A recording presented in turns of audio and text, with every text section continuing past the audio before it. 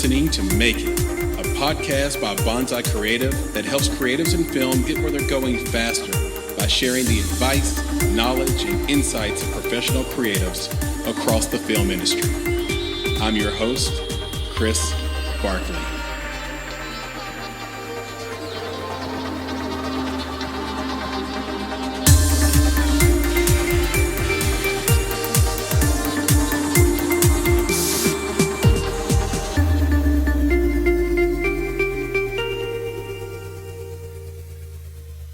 Hi, this is Adam Schartoff, host and producer of the podcast Filmwax Radio, which I'm probably best known for, as well as the YouTube version, which I call Filmwax TV. And I'm most excited about this month is full of great film festivals, including Toronto and New York Film Festival, among others. And so I'm immersing myself in some pretty great films and going to have some wonderful conversations with creative types in the coming days and weeks. And I'm also been working, helping with location work on an independent film up in the Hudson Valley where I live. And we're going to be shooting a couple of scenes up there later this month. So it's a busy time. Adam Schartoff, welcome to the Make It podcast. Thank you. So happy to be here. I am happy to have you. You are a podcasting legend, over nearly 700 episodes in. We like to pat ourselves on the back for having done about 150, maybe 175. And then we look at a guy like you and we say, oh boy, we've done nothing here on the Make It podcast. But I'd like to start with, how did Dick Cavett end up in your, or how did you end up in Dick Cavett's apartment? Okay. Well, you've done some homework, so I appreciate that. A filmmaker friend of mine, I guess she had a new film. It was playing at the IFC Center in New York City. This has got to be about probably more than 5 years ago now. Yeah. 7 years ago. You probably have the date there somewhere, and I ran into Dick Cavett. He was, for some reason, moderating this Q&A, and I was sitting in the front row because I was such a, of course, fan of Dick Cavett's. And he, after the Q&A, we're all hanging out in the lobby, and there's Dick Cavett. I mean, so I went up, I said, Mr. And of course, I wanted a photo with Dick Cavett. I mean, he was like my favorite talk show host when I was growing up. And, he had that sort of perfect combination of folksy and esoteric. He's just smart and yet also down to earth at the same time. I like that very much. And then I don't know if you've seen the photo, but so it was a classic. At the last moment when they were about to take the photo, I just gave him a big kiss on his face, and I got this expression of horror, but also an element of enjoyment, I think. So, but I asked. He's there with either his wife or an assistant. I can't remember. It's a while ago, and and I sort of said, "Look, I do this podcast called Filmwax. Do you think Dick Cavett would? Do you think Dick would come on?" She goes, yeah, sure. I think it would work. It could work out. Why don't you? Here's my number. Give me a call. So it's just from there on, it was just patience and persistence, and like every other guest or a famous person, usually you have to be persistent but polite and patient. Yeah, you've talked about that in the past. How you get someone on your podcast that you look up to.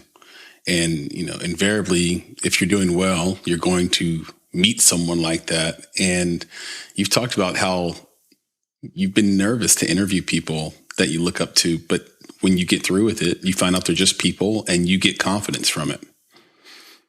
Yeah, I mean, definitely there are guests who could put you at ease. I mean, I think the one I was the most, I should say, just a postscript on the Dick Cavett, is he did have a new book. So he was also, that helped because he could promote it. And it was a collection of his articles for the New York Times. He would write these, humorous opinion pieces. So they were just a collection of those. And he signed it and he said, don't read this till you get home, because you'll get emotional.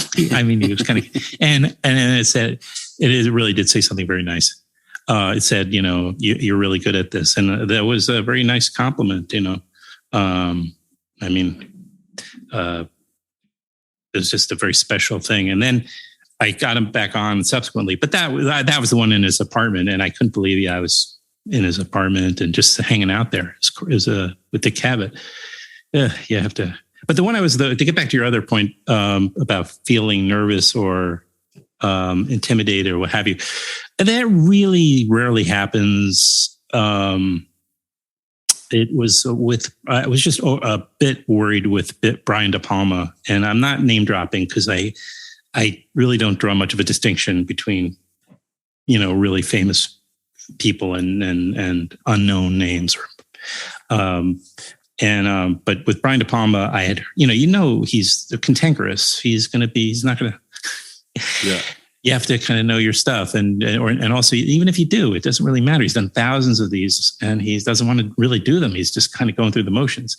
But interestingly, the coincidence is, Chris, is that I interviewed him, if you listen to that show, on my birthday, coincidentally, whatever year that was. And when I mentioned at the end, he just came alive. I mean, all of a sudden he was really like, get out of here. And then he started talking about, Zodiac and all this. Very strange, but go figure.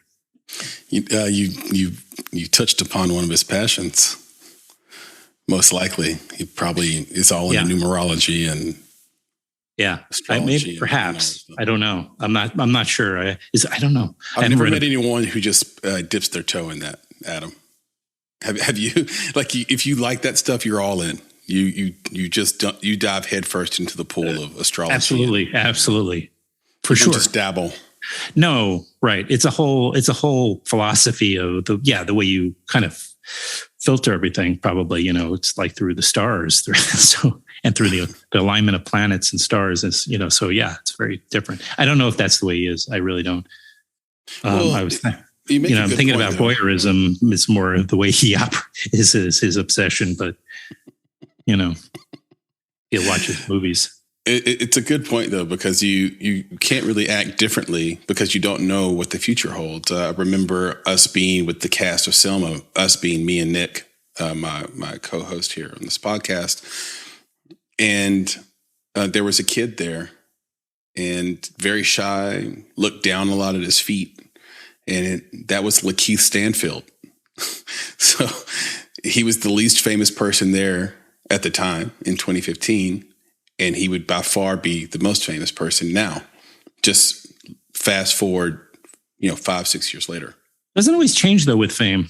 Sometimes it can get worse, like for the people that are authentically struggle with shyness. I don't want to jump the gun, but you did send some questions, and I don't know if you were going to literally ask these questions, but it's sort of the answer to my first question.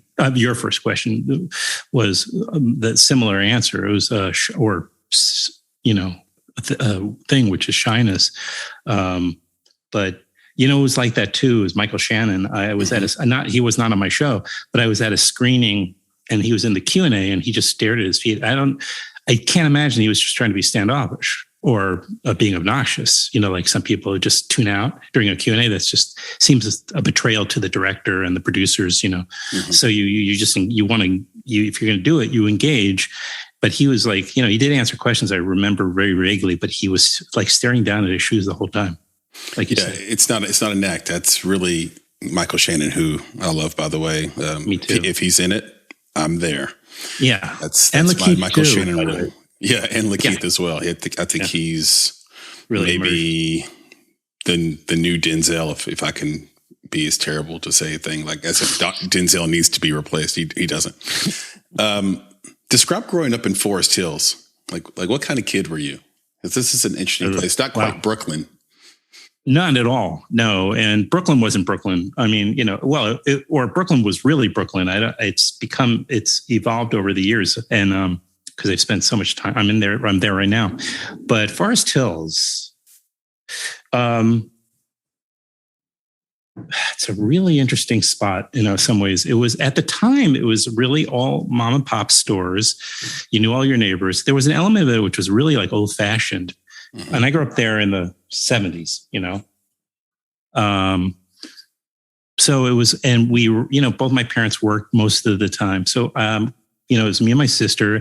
We get home from, your day of school and you run around for a couple of hours every day. And there was a lot of television at the time we watched. The TV was a huge thing back in the 70s, it was felt very safe and in a very hometown. And Queens I don't get the sense of like that borough. I don't know if you've been there or spent much time there other than airports. Yeah, I've been there, and I have been there with the airports as well. Like right, but it's got it's kind of a lot of it's urban. There's definitely lots of exceptions too, but I mean, I'm generalizing, but there's only so many places that feel like a kind of an old, like just this old. I always likened it a little bit to the Wonder Years. I don't know why, but there was something maybe it's the time of it. It was still very, I don't know, didn't seem to be in a little bit of a bubble, culturally. Like I don't remember hippies in Forest Hills, but I guess, but there was like drugs and there was, disco. Yeah. When did you start playing guitar? When did you get into music? Well, I went to a summer camp every year growing up in upstate New York, which was definitely a very progressive, like, summer camp politically, and everybody up there were, either from maybe the children or grandchildren of serious political families, but it had evolved into now that's where there were hippies, the counselors and everybody. And you get up there every summer and it was like so primitive. It's like running around like, by the time the summer was over, you were like a wild animal. And, but it was a great place. And I'm very, very, very lucky to have been there those years growing up because it really had an impact on who I turned out to be. And one of the things that was very central to that camp was music and the time, those years. So I decided to learn guitar, and there were the counselors there who taught me. And then when I got home after that first summer, actually, my dad started sending me to guitar lessons. I took jazz guitar. Wow. Which was very different than the kind of the folk songs and the pop songs I was learning at the summer camp. And that I would, right. I was learning, teaching myself Beatles songs, but then I would go in and learn like Thelonious Monk on guitar. And I mean, but it was really great to have those different, those different influences. And then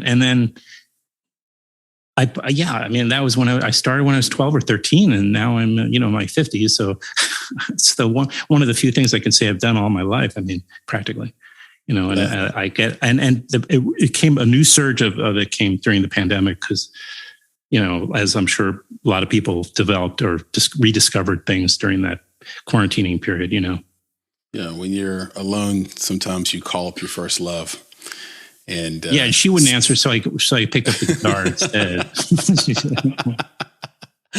Well played. Was the camp religious at all? Like, was it buffered in? Because so for the audience that doesn't know, I'm here in beautiful Nashville, Tennessee, and which I have a very strong relationship with. Yeah, and the thing about camps down here is every camp is buttressed by a religion. So you can't have a camp that doesn't also have some strain of religion tied to it. So I thought it was really interesting when you said, this camp was political. That would never happen in the South. Or the politics would be very hidden underneath the layers of perceived goodwill or religion or whatever. So it's a little fascinating, the difference in the regions. I'm reminded now that you talk about that, but when I was there, you ask all your guests to say a few things to the listeners. And one thing you asked me to say was, and I'm sure everybody else was, what are you excited about that's coming up? And one of the things I did leave off was that I'm working on this project that I developed, which is actually oral history. And I'm talking to the original people that started my summer camp. And it's because they really, I'm not going to go into details now. This is a separate show, but I mean, there were real amazing families and some of the people, and I never met them before. I mean, it was before I got there, but it was in the early 60s. And it's been this honor to talk to some of these people and to record them and learning, and it may develop into a bigger project, but it's been an incredible period and I'm learning so much, and I'm doing so much reading also about the time and about this period of time in America. It sounds like an amazing project. Every time I go into the past to try to understand something that I might have lived through, the most shocking thing that comes out of it is that my memory of something is worlds apart from what actually happened or what someone else's memory of that thing is. And so you have to go back and retrace your steps and say, whatever perceptions and attitudes I developed from this experience aren't real, because that thing never happened. And my childlike brain perceived something that wasn't there. So I wish you the best of luck. It's going to be quite an adventure. Well, you don't even have to be a child. I mean, people could have been adults, and with the passage of 50 or 60 years, it's just your memory and what is real are hopefully somewhat. There's some similarity there, but so the way I do it is I talk and I ask questions, and you talk to multiple people, and somewhere along the line you get what might be truths or facts, some common thread. But the camp was not just to finish. That camp there were a lot of similar progressive camps that were Jewish in the during this, and still exist in some cases. But my camp was intentionally not, even though there were probably quite a. I'm assuming, I shouldn't assume it, but I think the majority might be, but it was intentionally integrated, and there was not a focus on Jewishness. There really, other than occasionally like an Israeli folk dance or something. I mean, or maybe a song with Hebrew, some of the Hebrew lyric, but almost not, entirely not. I mean, which I'm also really grateful for. Yeah, I think that's the point of camp. Having my own kids and sending them to camp. I don't want my kids to go to a camp where they don't meet different types of people. It just it defeats the entire purpose. Before I started my adventure in film and my adventure with this podcast and with all the things we're doing around film, I was in a singing group named Solace. It was a 4-part harmony group in the sort of the vein of Boys to Men. Acapella? We could do a cappella. We would stand on the street and on Broadway and collect money. And in Nashville? Yeah. As soon as we hit $80, we were out. We're like, hey, we made enough money for the night. A lot of not back then. It wasn't bachelorette parties and weddings back then. Okay. Nashville wasn't an it city yet. Broadway was still packed, but it was a place where kids hung out, and it was people from in town that lived there. Now you would be lucky. It'd be a coin toss whether the person you met was from Nashville or was someone who had moved to Nashville from somewhere else. But you had a similar path too. I mean, you're in film now, but you started this band in Boston called Jim's Big Ego. No, that's not me. But I did have a question. I do have a connection to Jim's Big Ego, but that's not my band. Let me ask you. So when you were performing, do you guys have a corner or something like that on Broadway? We didn't have a corner. What we would do is we would. So here was the method. We would take a baseball cap, and we didn't have a lot of resources. So we'd take a baseball cap, and I was the only one that had money. it wasn't that I had money. It's just I was the one that had a job and a car. Okay. Well, that's money. Right. So I would put $20 in the hat to start off with. That's what they would do, the piano bar, right? And then in the little brandy. Exactly. Snifter, whatever. Right. And so I'd put that hat on the ground and be on the sidewalk. It's $20 right there. So you have to be ready because somebody could fishing wire. Could never mind. It's too late. Yeah. Fishing wire. and we would start out, we would snap it out, and we would probably start with something like Still of the Night. Mm-hmm. And we would sing that. That was always a crowd favorite. We'd sing the Boyz II Men version of Yesterday by the Beatles. Wow. Yeah. And we would do that. We would do some originals. I'd written a couple of songs that we could do a cappella. We even did Eternal Flame by the Bangles a cappella. I love that song. Yeah. We rewrote the national anthem in 4-part harmony. Like we would do stuff like that all the time. Amazing. But our I would say our directionality was incorrect because so we were 20 years old and we just wanted girls. Like attention from females equaled the highest level of success. Now that still might not be incorrect, but along the way you do need to have a career, and not all of us were equally career minded. So but that was what we would do. So how far from is the Ryman on Broadway? The Ryman is kind of off. Ryman, right? Yeah. It is off. The mother church, they say. Yeah, it's right off of that. Yes, it's right off Broadway. You could see it from Broadway. It's a big building, and they've done some great renovations in there. I think there's still some. Oh God, I hope no one hates me for this, but it's still not a place that has like. There are places you can sit in the Ryman where it is just a terrible seat, Adam. Mm-hmm. Like you can't see the stage. There's a column in front of you, but yet they put a person's seat there. I think they should just take out all the seats that line up with the columns that are across there, and then it'd be a great venue. One of the best venues in town in terms of seating and seeing everything and hearing everything is the Skimmelhorn Symphony Hall, where you'll have musicians come in and sing with the orchestra. It's goosebump inducing. It's incredible.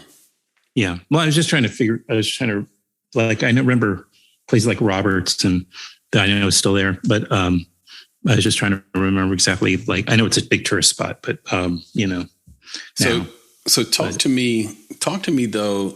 Well, I mean, you mentioned it earlier. I mean, these weddings. I mean, these bachelorette parties. It's women in large groups making poor decisions. Like getting married? Yeah, like getting potentially one bad decision begets the next one, Adam. Yeah, it's really funny. It's just bizarre. I mean, for maybe those who don't know, a few who don't know, but Nashville is the center for bachelorette parties. More bachelor parties take place in Nashville. But yeah, when the last time I was there, it's been a few years, but I was a juror on for the Nashville Film Festival, and that's when I found out about that. I got married myself in Nashville. Yeah, but that's another question. Was that with Karen? Yes. Yeah. Yes. Yeah. She's a proud alumnus from Nashville. Yeah. Right. Unbelievable actress, Karen Pittman. That's right. She's really really major talent. And I think her name will come up again because of some of the questions. But just the other thing you mentioned, which, I don't know if you want to keep it, but a very good friend of mine who I met at summer camp, who is a amazing person, an amazing writer. I mean, he can just do anything he sets his mind to. His name is Jim Infantino. And he has the band Jim's Big Ego, and I mean my only connection is one time when they were coming into New York City, I sang with them at a venue in the Village or in the Lower East Side, but that's it. And I have all their albums, but I did go through in the 90s. I wrote an album worth of songs. And right around the time I was getting married, I was working at Sony Music, and I went through this incredibly prolific time, and I recorded them, and So I have a bunch of, and I perform them around the city, in different places. That I did do under my own name, under my own, music name, whatever. I love your podcast intro. Is that you playing the guitar in the intro of your podcast? No, it's not me. It's a little bit of stolen music, which, I need to one day, figure out, because I just stole it. But I figure it's so short that I could probably. One person has identified it. What are you willing to share? Yeah, sure, I will, and I would love to. I've stolen 2 other pieces. Most of my episodes aren't available publicly right now because I'm trying to, do the Patreon thing, and that's. But there were 2 other little bits that I stole. So this is my third, kind of theme song, if you will, and the other 2 musicians that I stole from have been on my show since. Oh. And they were these 2 different songwriters. One's named Josh Rouse, who was on during the pandemic, and also another guy named William Fitzsimmons, these are all very talented songwriters. And now this one is a little edgier, and it's by a band called The Kills, not The Killers, which are far more known, I guess, but The Kills. It's a great song. I like them a lot. Riff. Yeah, it's a really great riff. And familiar but unique at the same time. Yeah, I like that. I just wanted something a little bit more grab your attention. It's important, right? Like that kind of. You're trying to set a little bit of a message, I guess, when all these choices, set a tone. Yeah, exactly. So you worked at Sony Music. You were dealing in music on as a career.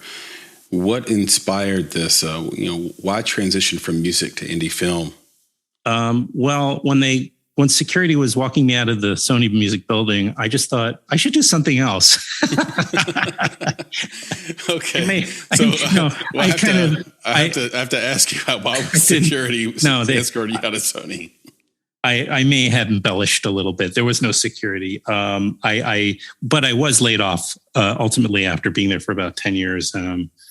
And I had already kind of expressed interest to I had been trying to pivot already into, I had informational, quote unquote, I'm doing hashtags, with the Sony Pictures office, which was in the building, Sony Pictures Classics. And they just kind of looked at me like, huh? I really had nothing to offer except that I worked in Sony Music, and I wanted to get into the film side. So I had already and I had a meeting with a great friend and producer named Jack Lechner, who's been on my show. I did, not by product of doing a show like mine. I just can bring everybody that I know eventually onto my show. So I was trying to figure out how to do that. And then when I lost my job at Sony, I really was, Chris, I was completely lost. I had no idea. And, from a professional standpoint, meaning like a business minded standpoint, I really never quite figured it out. Even since, I kind of know what my passions are, but, other than like having a salaried job where I report every morning, I really don't know a lot more, like after doing this kind of promotional work that I do. And I do other work too. But it's still, I'm not really, that's not my strength. I need somebody, like with a business sense to partner up with, Did you ever consider moving to LA or just moving out of the New York scene as a way to sort of dig deeper into acting and indie film or film in general? No. There was when I was considering leaving New York City, over a year or a year and a half ago, when I started thinking of moving out of New York City. I'm a lifelong New Yorker, essentially. I did live in Boston for a short period of time when I was going to school, but I just didnent see how I can make LA work, and then I have a kid, and last year I was grappling where to move. I had 2 choices. One was the Hudson Valley, where there was this a lot going on, arts and, people I knew up there, I should say, or LA. And at the time, Karen and my son and his sister, he has a half sister, were there. And so I was thinking, okay, well, maybe I should move to LA and give it a try. And then, I didn't know how long she would be there, but and then she came back here. So it's like, she's got a job now here. So thank God I didn't. And also, I have to be near my kid. That's all there's no, unless somebody handed me a very lucrative job, I could do that, and then I can, make it work. And he's not the little pipsqueak anymore. So, but it's a very long-winded answer to your question. I just think New York City is kind of where it makes the most sense to be. And I'm close enough to get down in there anytime. Right. And the only reason a lucrative job would work is because you'd have the money to continue to fly back to see your kid over and over bring him out. Yeah. And provide him things that would make me feel less guilty about not being with him too. Right. Well, he's okay with that if I'm buying him a fancy computer or it's like, all right, Dad, you can. I don't have to see you. He's not a materialistic. It's a big deal, obviously. To be near your kids and you're a parent, right? You said, yeah. Oh yeah, three. I have three kids. I have a daughter, son, and a daughter. So it's in that order. What is the age range? 21 to 12. 21 to 12. So I got a 12, 18, and 22-year-old or 21-year-old. Sorry. That's amazing. Yeah. So I guess my kid is now 17. Yeah. So we offline we'll chat about, we'll trade war stories and chat about strategies on how to get them to come over more often and make sure that we stay in their lives and are able to give them the wisdom, impart the wisdom we want them to have as we go into our sage age. All that to be said, there was a decision, I think, Adam, for you to make because you created Filmwax Radio. You're at sort of the beginnings of podcasting. I think one of the coolest things is that you're kind of like 3 years off of the origins of podcasts. I think the first podcast was 2006-ish, 2007, and you came in 11. That's not, most people weren't even listening to podcasts in 2011. You were kind of ahead of the game. Well, it's true. But you made a decision to, I guess, as you put it, be the front line of fighting for indie filmmakers. So why did you pick indie filmmakers to fight for and be the sort of front line for them in terms of promotion and media? Right. Well, first of all, Hollywood doesn't need my help. It's true. It's funny, but it happens to be very true. Yes. So that's part of it. And then there's a nuanced answer to it because, one thing is like I was doing I found this person, a friend who had a bar and, it's this common story now where I knew this bar owner and he had this beautiful back room in the bar because he had music shows, performances. And so the sound was great. And then he installed the projector. He said, Adam, I just installed a projector. We should show films. And I said, great. I could do maybe a series here on Sundays or something like that. He said, yeah, let's do it. Let's just make it happen. So that's the origin story. And I came up with this name, Filmwax Film Series. That's the birth of Filmwax. The name started before the podcast. And then, and I just started. Story behind why Filmwax? There is not really. It's as arbitrary as I was walking down the street and I just was mulling over names for what I could call my series. And I thought, I'd like the name Film in it, but it has to have a name that pops a little bit. That was it. Film this, film that. And then just came into my head was Filmwax. I have no, other better explanation for it. It was an arbitrary thing. And then it didn't necessarily mean anything when I thought of it, but it since becomes, like when you wax. It's a double entendre, if not a triple entendre. It's really quite brilliant because in music we say putting it on wax, right? So in music we record something, put it on wax. Yeah, we're listening to something, so it's the wax in your ear.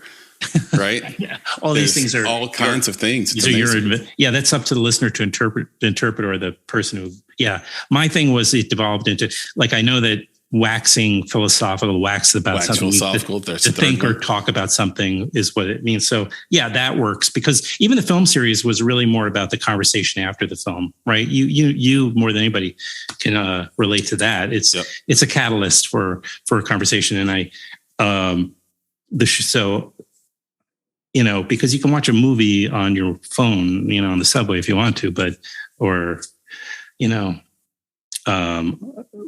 it's just, what do you want? What do you need a film series for, or a festival? Because you're going to meet new people. You're going to connect. You're going to have a fun, or at least a somehow nourishing conversation, and you're going to meet the filmmaker potentially, et cetera, et cetera. So, and so for that, when I was approached by this internet radio platform, and so it was really doing that before it became a podcast for a little while.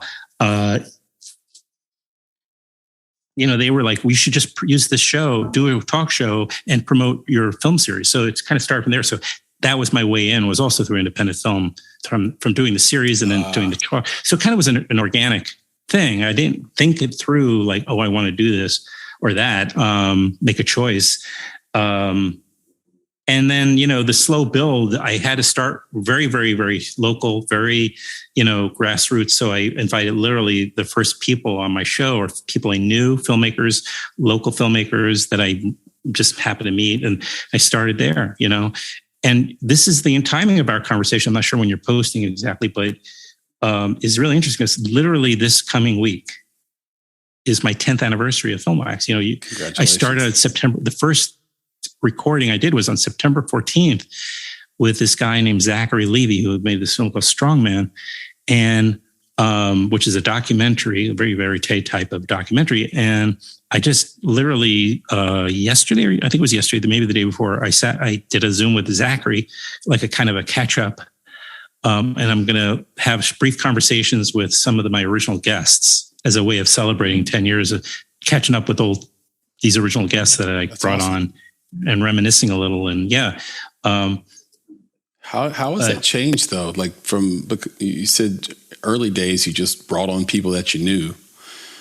How is booking guests? Because you've had over 800 guests. How has booking guests changed from the early days to how you do it now? Well, I didn't really know.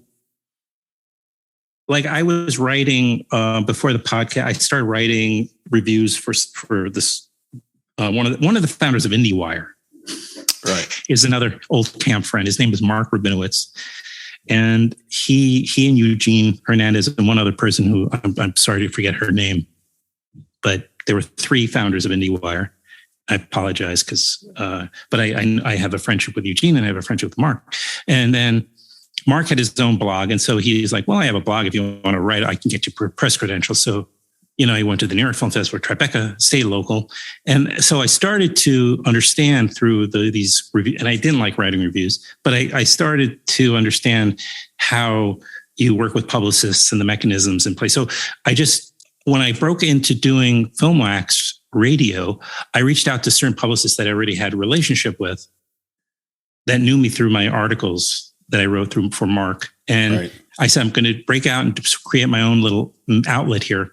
Could you get me some guests? And so that's how I started. So I started working with a handful of publicists. And then from there, once you start building guests, and then the next thing you know, and I got along with people. So they like to throw me a Brian De Palma.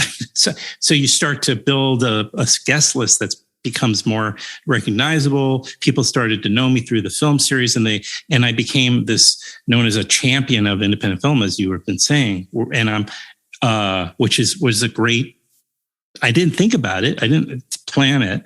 to be like known in this way, but it really has been a benefit because people perceive me as somebody who's helping them and helping this genre, this type of film. Yeah, and you've alluded to it a few times, but it's true. Our missions are aligned. I mean, what we do on this podcast and what you do are very similar. It's good that we're having this conversation just for lots of reasons, but maybe none greater than the fact to just show people that this isn't a zero-sum game, that you can link arms and link forces and be more powerful on the other end of that than saying, "Oh, I don't want a guy who does what I do on the podcast." No, let's bring him in. He's been doing this. He's a master at it. Let's make this thing happen. I'm wondering what are the least known festivals that you think deserve wider notoriety, and why?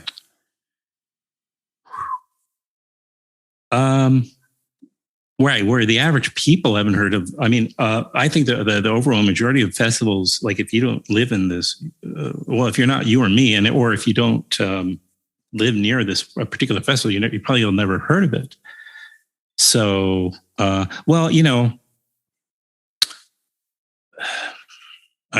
Nashville Film Festival is such a wonderful. It is. It really is. It's grown up quite a bit. I would say it's an IT festival now. Yeah, for sure, no doubt. And I mean, it's a hard question to answer. There are some really great film festivals that I have had the pleasure. I mean, I will say the last film festival I went to in person, and Michael Moore doesn't need my help, by any stretch. But that festival was really fun, and I really enjoyed my time in Traverse City. That was the last one that I went to before the pandemic. I've been doing them all since from home. Right. Yeah, we did. But I do plan virtual last year.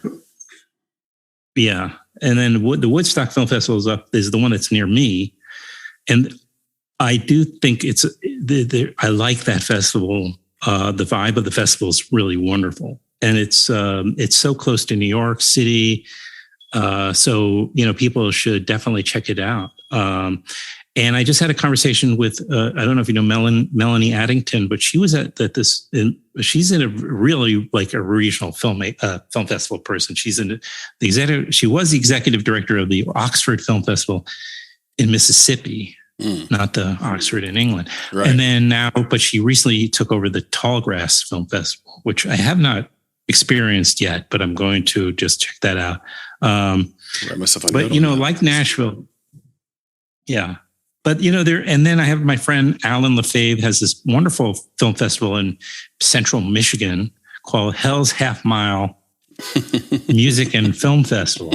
Hell's Half Mile. So that's 2 Michigan film festivals. And then Indie Memphis that's coming up. is a great, yeah. And I mean, these are like for your listeners who maybe don't know festivals really well, but I'm just going to mention some like these festivals that they don't, again, most of them don't need my help, I'm just sort of realizing there's just, I kind of just like bonding and making connections with film. So like, getting to know the people that run some of these festivals and it's been such a pleasure. It's such a, not to sound, I don't know what the word is, saccharine or anything, but it's just such a gift, to honestly, to meet all these people and to talk to them and get to know what they're doing. And, so I know that you'll never do it. You'll never, because you mentioned earlier you don't like to name drop, but you talk about meeting all these people. You have interviewed Jason Schwartzman, Dick Cavett, we mentioned earlier, Gilbert Gottfried, Crispin Glover, Tom Noonan, Henry Rollins. Is there any story you can share from these interviews that stands out to you? Anything fascinating, troublesome, interesting, notorious? Boy, I wish I had done a little bit more of thinking through some good anecdotes, because I'm sure there've been quite a few.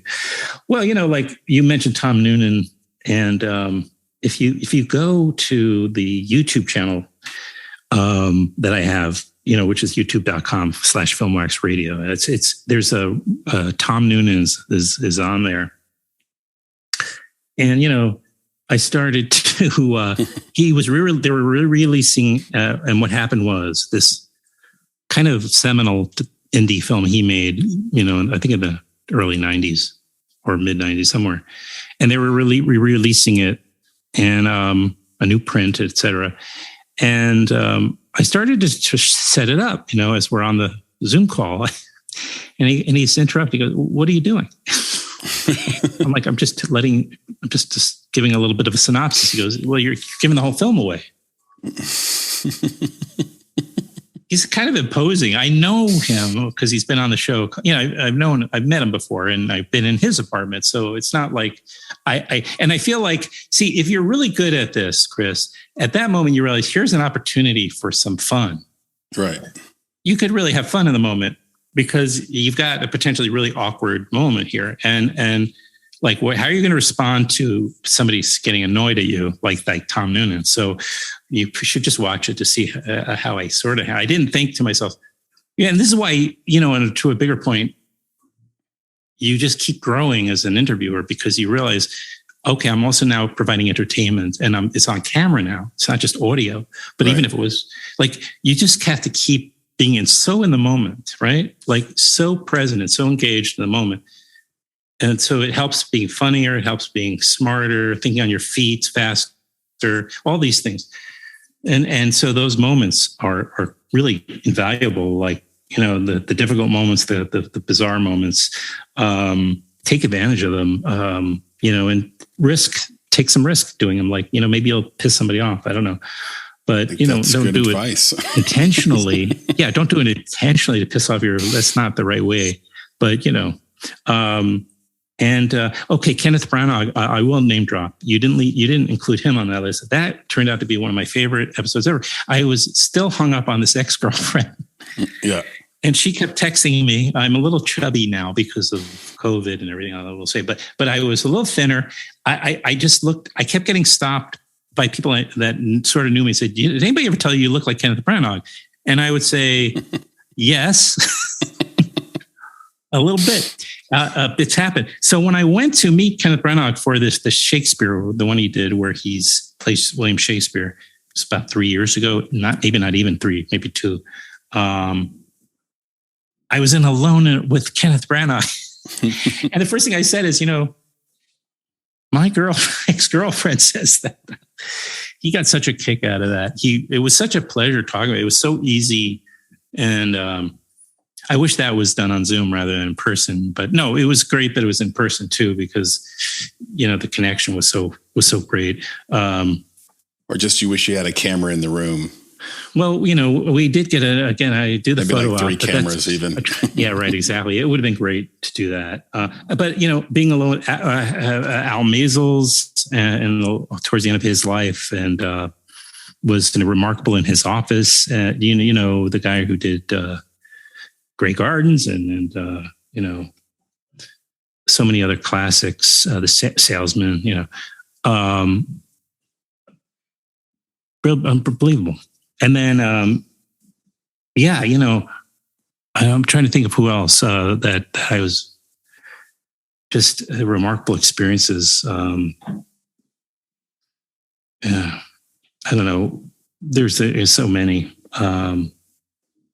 And then you develop relationships sometimes with people, friendships, that you could never have imagined, Barbara Koppel and, oh man, I talked to Liv Ullmann. I mean, that was sometimes, that's another thing, like with Werner Herzog or Liv Ullmann, like, my parents love those foreign films. I grew up with them watching Fellini and Bergman and then to be sitting across from them just, and be able to tell them about that, Not that Werner really cared that much. Look, I appreciate every moment of this job and doing this work, and that's what you mentioned is a huge part of it. You have all this experience, and not just in film but in music, and you've lived a couple of lives through that professionally, and then you've gone through a lot personally as well, and have a lot of rich experience there as well. What are the two best pieces of advice you've received? Yeah, and who did they come from? Great question. All right. When I started the internet radio, when Filmwax Radio first started, I was given advice by the producer of this show, of the internet radio show station, and she said it in as nice as she could, which was nice. She said, you should really know the answers to the questions you ask. In other words, prepare, do the homework. And because at the beginning, I was just sort of inviting people I knew on in a lot of cases, and we're just laughing and having a good time. Nobody cares. Very few people care about that if you're not famous, and I'm not, and I wasn't. So nobody cares about listening to people joking around and laughing and not being like, people listen because they want to get something from it, and maybe there's exceptions. But so she said this, I was defensive, probably more in my head than I was to her, but I wasn't listening to her. And, but it did seep in, I guess. Mm-hmm. And so I really, so thank you, Donna Zimmerman. And, I ended up leaving that station or whatever you want to call it, the website, the station B-Box, and breaking out on my own with the podcast. But, it stuck with me, and I really do look back at that. It was a great piece of it. I know your answers, which doesn't really mean anything more than do your homework. Right. And there's homework that you can do specifically, and there's homework in the broader sense, which is just immersing yourself in your subject matter, and having a really deep, and it's like the 1,000 hours that Malcolm Gladwell talks about. It's just, some of that you just have to just do it, watch the films or, subscribe to whatever trade public. However you do it. Yeah. The other is advice. The other person, you said two, right? Yep. I said we'd circle back to Karen, my ex-wife, who, doesn't come up on my show, but I will say, from observing her as a crafts person, as an artist, is the amount of seriousness and approach to the work, and not going out and being too distracted, not going out to the parties.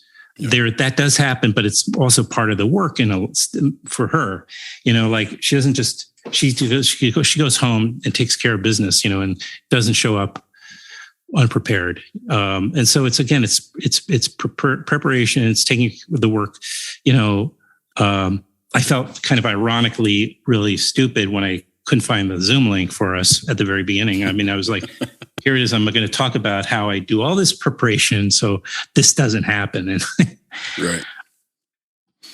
So yeah, that's those things. All good, by the way. No worries whatsoever. Is there anyone in podcasting or in film that you admire and would love to emulate? Is there anything they do from a technical or skill standpoint that makes them stand apart or are above the rest? Well, there, as I think that when the people that influence you don't have to do the same thing you do, although they do, like we mentioned to Cabot, which was nice because he does have that kind of thing I relate to, where you can, not be ashamed of being somewhat intellectual at times, or, but also be just down to earth and not be pretentious, So he's in there, and I jotted down some names here, also because there was one question I thought might come up, which is, who might have had an impression or maybe this was under advice to those like maybe doing this kind of stuff. And I just play, watching the greats and, whoever you consider the greats, and for podcasting, I did put down Mark Maron, but I don't really listen to him much because I don't want to be influenced in more specific types of ways. I know exactly what you mean by that. Yeah. Yeah. Yeah. So I used to listen to him, and then he would get on somebody who I was trying to get on. I would be real pissed off about it. So I just stopped listening. I got very jealous. And then he started becoming a movie star, which made me even more jealous. So, but I was thinking, and then there's just the talk show host, like Kevin Letterman had his thing, and I wrote down also Terry Gross, because, these are people that really know how to talk, and listen. And then the podcast also, is really great as far as just putting together a really amazing type of, it's scripted, but it's an incredible show, is Karina Longworth, Mm-hmm. I don't know if you know her Hollywood history stuff, but I'm going to check it out. Hollywood. Please. Yeah. You must remember, it's called You Must Remember This. And it's, but there are people there that have influenced me in terms of like being able to access and I don't know. I probably take me a while to think of everybody, but there's so many people that I've been impressed by in some way, and then I emulate. Definitely. Right, and you have to be careful because you don't want to emulate them so much that you lose sight of who you could be individually. But those inspirational people are important in your life. They help you know that what you want to accomplish is possible. Right. Yeah, for sure. For me, Debbie Millman sticks out because she is such a good interviewer. And you talk about being prepared for an interview. I mean, she really knows what she's talking about going in every interview, but she approaches it as if she doesn't. She approaches it almost like they're just having an afternoon tea, and that is harder than it looks for sure. We've probably said this ad nauseum, but you've done quite a few podcasts in your day. If you had to sit down with someone that was net new to podcasting, what would be the first 3 things you would teach them? I said, hey, Adam, I want to start a new podcast. What are the first 3 things I need to do or need to know? Well, I mean, I guess identity is knowing, what you're doing, like what you're kind of figuring out who you are as a podcaster. I mean, if you're hosting it, I suppose, right? Yeah.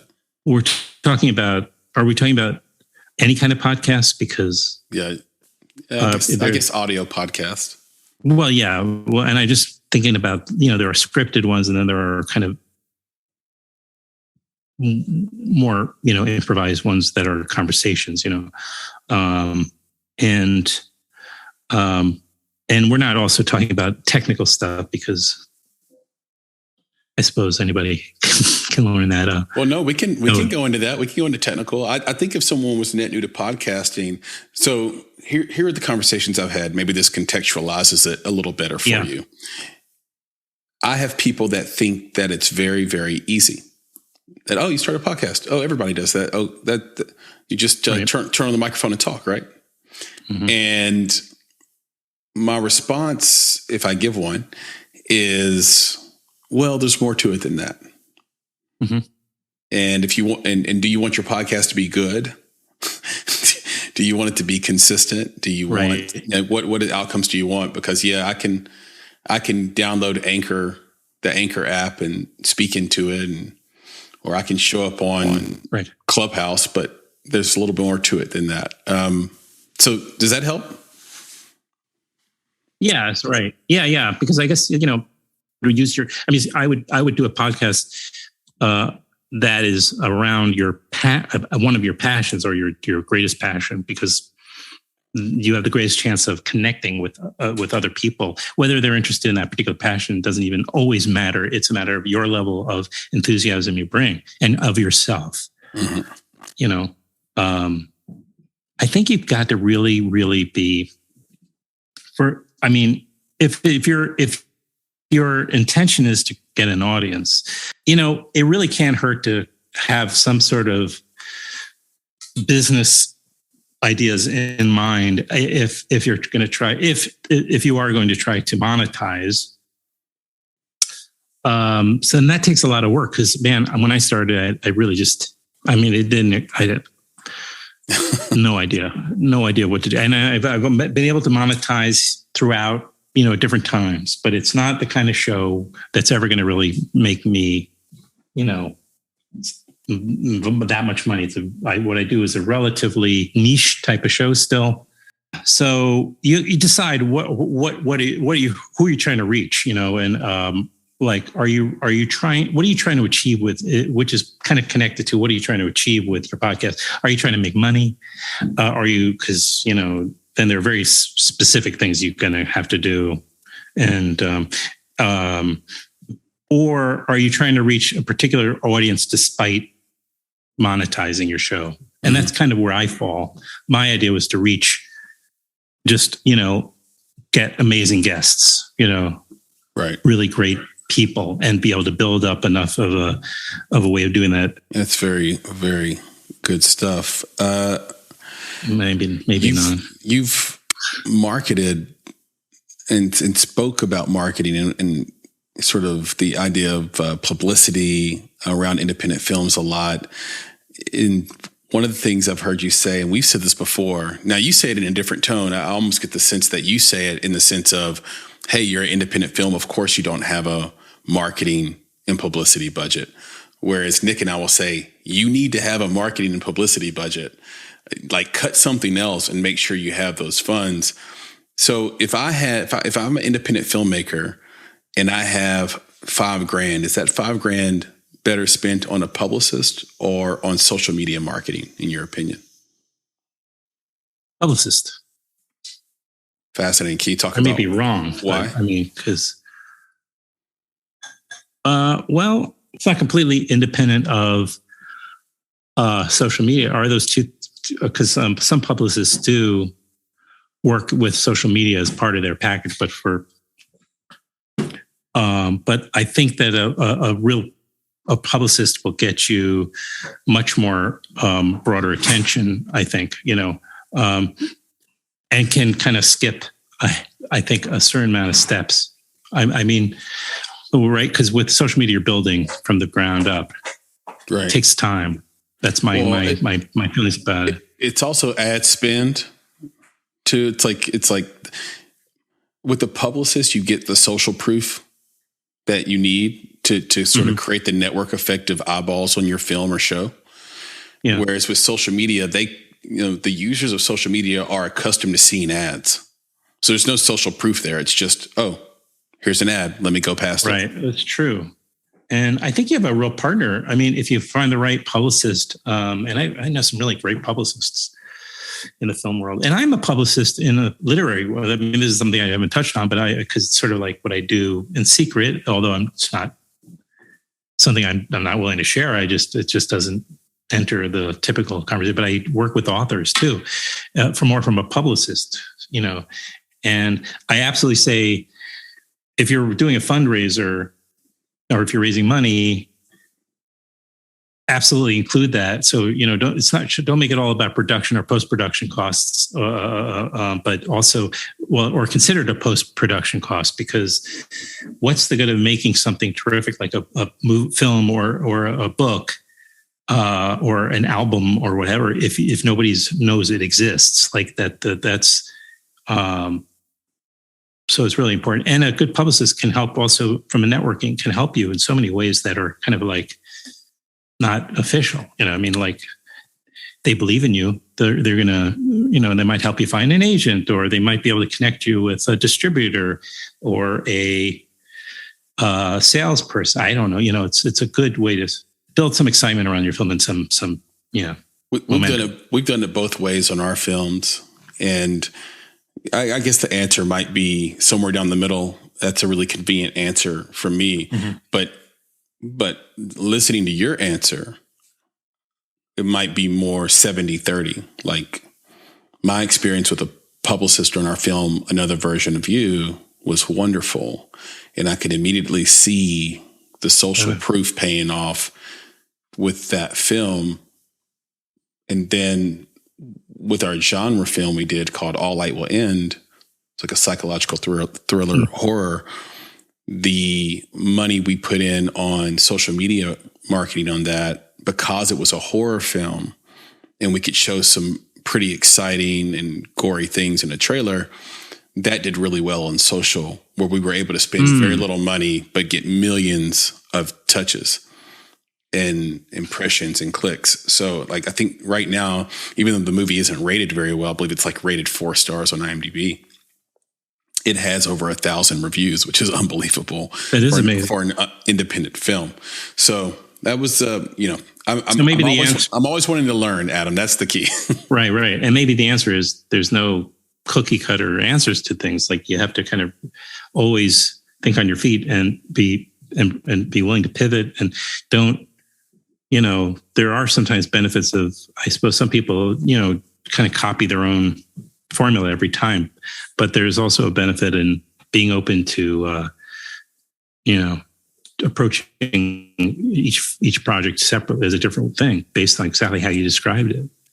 Yeah, exactly. And we did really well with the social media marketing on our comedy Adult Interference as well. But it came out at a time where Trumpism was starting to bubble up and maybe be 1 year in, and people were getting hyper political and sort of hyper activist. And this is a 80s, early 90s raunchy comedy. And there was almost a Randian response to humor, where it's like, oh, you don't take your life seriously. And it's like, chill out. I think I want to be in a place again where people are willing to laugh and not take everything so seriously. So, I hope we get there. Speaking of having a good time and having a wonderful conversation, learning things, I have to say I've done that with you today, Adam. This has been great. You've been wonderful. Can you tell everybody where they can find you on social media, on the internet, where they can listen to some of your work, where they can see some of your work? I know you mentioned your YouTube page earlier, but remind us, where can we dive into the world of Adam Schartoff? Well, filmwaxradio.com is sort of a landing place, I suppose. But the audio version of the show is available on, pretty much all of the podcast apps at this point, Spotify and Stitcher and, Apple. And so filmwaxradio.com, on all the apps, and then on iHeartRadio, Audible, Amazon Music. And then the YouTube show, I want to repeat because I'm trying to definitely build that. That's youtube.com/filmwaxradio. And then, on Facebook under Filmwax Radio, or my name. I think it's just Adam Schartoff, and on Twitter and on Instagram as well. So I try to, I'm trying to get it better at making clips now for Instagram, and it's fine. Look at you.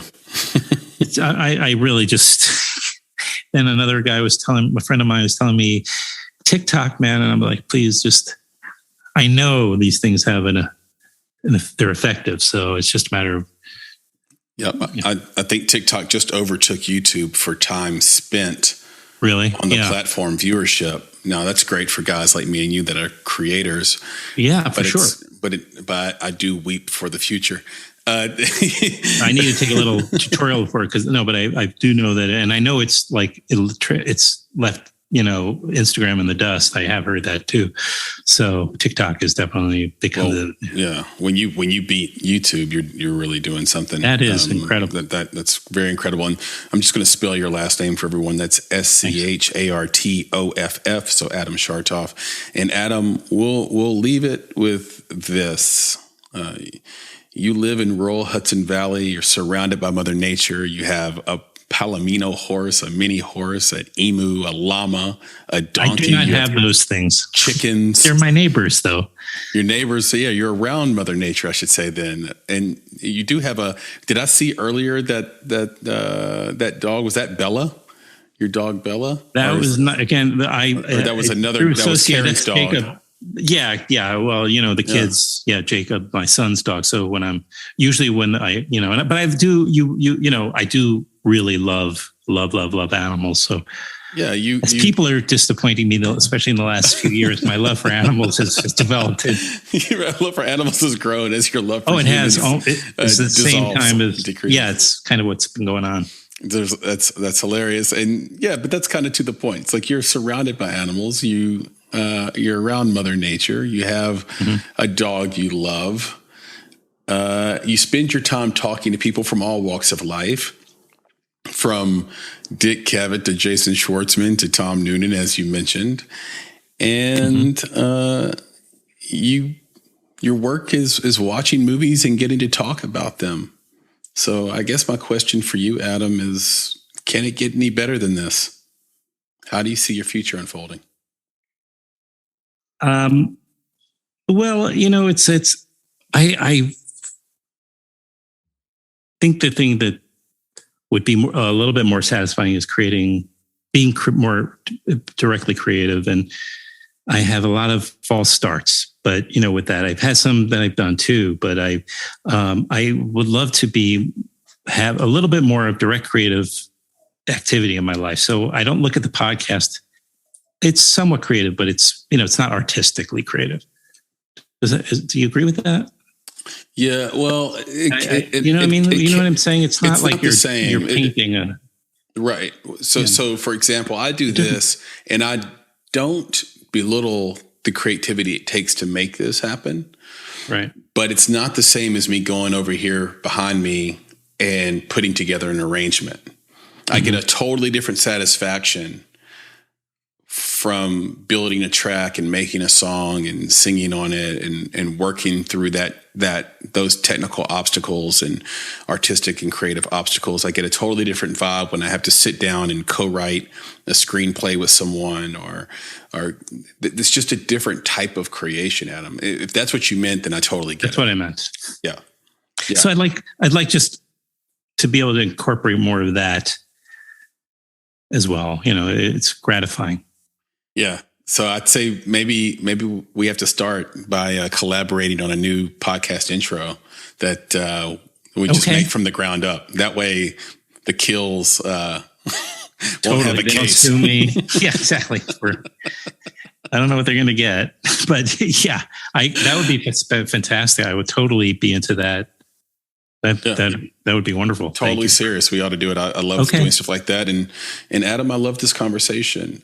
So did I. Thank you so much. I hope that I can see you in person at one of these festivals coming up, whether it be NAF or Memphis. We'll be at both of those. Or if I can come up north, see you at any of the festivals around in Canada and the Northeast.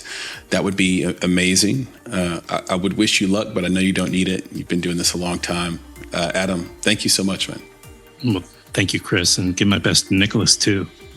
I will hit him in the face with a cream pie on your behalf. Thank you. Take care, and don't be a stranger. All right. Yeah, thanks a lot. I really appreciate it. Likewise. Talk soon. Okay. Bye. You've been listening to the Make It Podcast. To find out more information about this week's topics, including links to relevant blog posts, projects, and indie creatives, please visit our website at www.bonsai.film. If you haven't already, you can join our podcast community on Apple Podcasts or the podcast app of your choice by searching for Make It Bonsai Creative, and the show will pop right up. You now have the opportunity to support the production of this podcast. If you love Make It and are a true fan of what we're trying to accomplish in the indie film community, please visit www.bonsai.film and click Contribute. Contributions start at only $5 monthly. You can follow us on Instagram and Twitter at _Bonsai Creative and on Facebook by searching for Bonsai Creative. You can provide feedback to us via email at contact@bonsai.film, and you can follow me, Chris, on Twitter at FlamingYourHeart.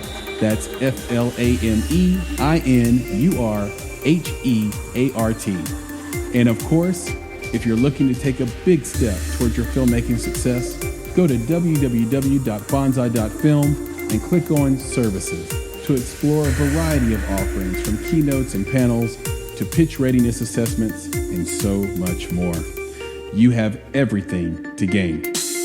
Until next time, be better, be creative, be engaged, and thank you for listening.